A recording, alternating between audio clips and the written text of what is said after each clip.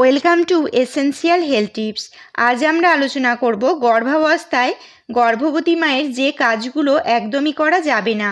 1 নম্বর হলো গর্ভধারণ করার পর প্রথম কয়েক মাস প্রায় সব ধরনের ঘরের কাজই করতে পারেন মা, তবে পেটের ওপর চাপ পড়ে বা মানসিক অশান্তির কারণ হয় এমন কোনো কাজ গর্ভবতী মহিলাদের করা উচিত নয়।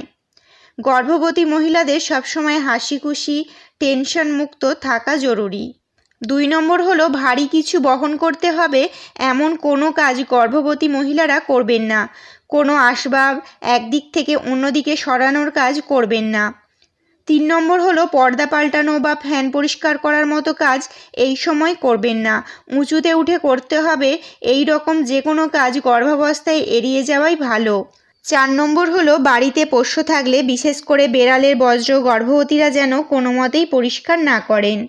বেড়ালের বজ্রে টক্সোপ্লাজমা গন্ডি নামে এক ধরনের রাসায়নিক থাকে, যা হবু মা এবং গর্ভস্থ সন্তানের বড় ক্ষতি হতে পারে।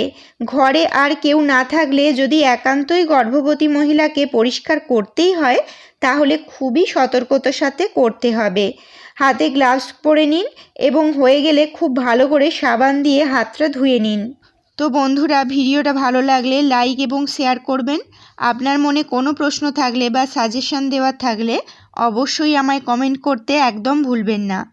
স্বাস্থ্য বিষয়ক এরকম আরও নতুন কিছু টিপস পেতে চ্যানেলটা সাবস্ক্রাইব করে আমাদের পাশে থাকবেন, যাতে কোনো নোটিফিকেশান এলে সর্বপ্রথম আপনার কাছেই সেটি পৌঁছে যায়।